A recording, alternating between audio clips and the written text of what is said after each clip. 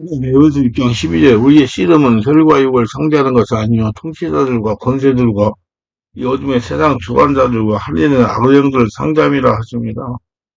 하나님 예수를 믿고 성령으로 거듭난 성도가 영적인 눈이 열려 신적인 세계를 알고 영적 존재가 이 땅에 하나님 나라를 이루기를 원하십니다. 신적인 세계는 자신의 마음 안에도 있고 외면에도 있습니다. 이는 보이지 않습니다. 성령으로 영적인 눈이나 믿음의 눈이 열려야 보이기 시작하는 것입니다. 신적인 세계는 성령이 계시고 마귀가 있고 귀신이 있고 사람이 시중된 천사가 있고 성령으로 거듭난 성도가 거합니다. 성령은 예수를 영접한 사람이 마음 안에 주인으로 지배하여 계십니다. 그러나 귀신은 들어오라고 초청하지 않아도 혈과 육을 통하여 들어와 자정하고 있습니다. 아담이 죄악으로 옛사람 육은 귀신의 종이기 때문입니다. 그래서 귀신은 저같이 나름대로 성령이 충만하고 능력이 있다는 사람도 생각이 세상으로 향하다가 육신적으로 행동하게 되면 가짜없이 들어옵니다. 서로 신적인 세계는 한마디로 영적 투쟁의 시대입니다. 그래서 우리는 영적인 세계를 알고 대비하여 자신의 귀중한 영을 지켜야 됩니다. 예수를 믿고 성령으로 거듭난 우리는 우리의 대적 마귀 귀신의 전투를 알아야 됩니다. 손자병뼈도 지피지기면 백주문태라고 했습니다. 여기서 피는 상대, 기는 자신을 뜻합니다. 알지자를 붙이면 상대를 알고 나를 안다는 뜻이 되겠고 일백백 싸울 터는 없으며 물러날 책입니다. 여기서 무는 없다는 뜻보다 아니한다는 뜻이 가깝습니다. 100번 싸워서 물러나지 않는다입니다. 상대를 알고 나를 알면 100번 싸워서 물러나지 않는다.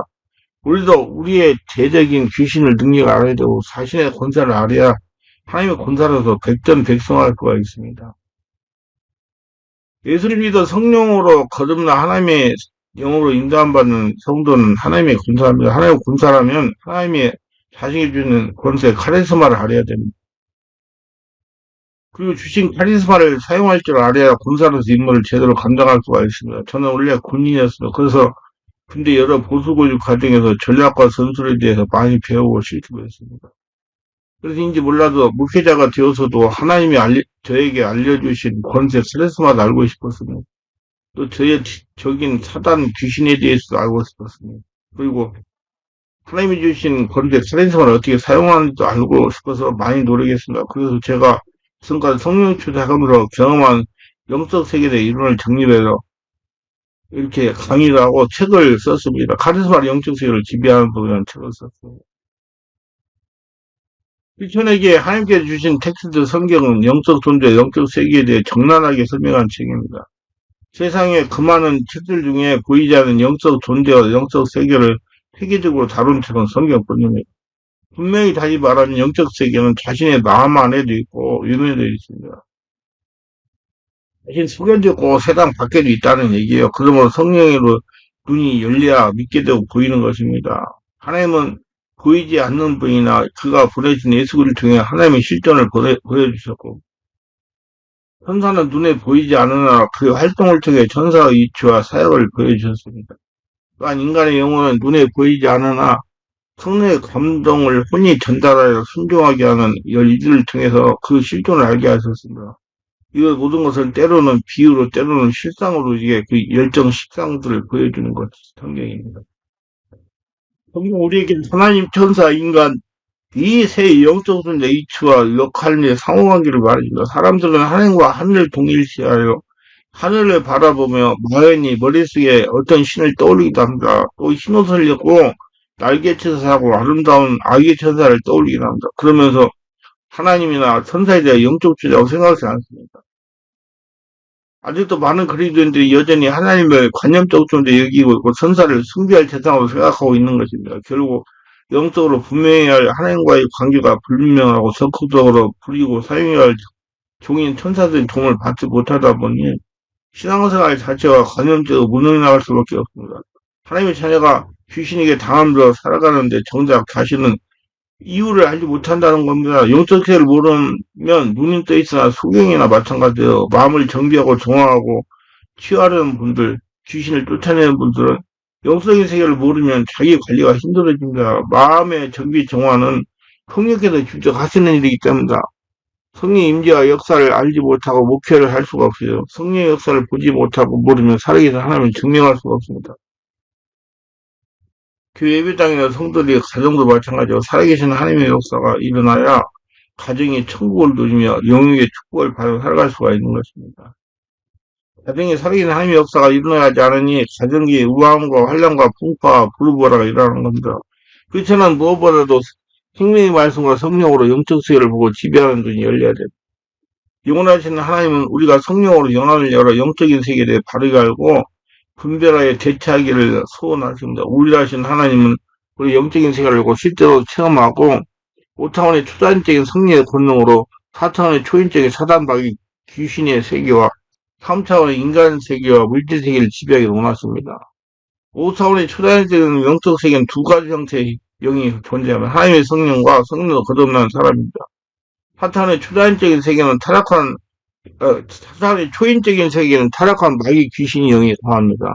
하나님 일반적으로 누구나 사용하고 살아가는 인간세계 물질은 3차원에 속합니다. 3차원은 보이는 세계입니다. 인간계 물질계입니다. 그렇다면 3차원 인간세계가 물질세계를 지배하는 것은 무엇입니까? 5차원의 초자연적인 성령의 세계와 4차원의 초인적인 사단 마귀 귀신의 세계입니다.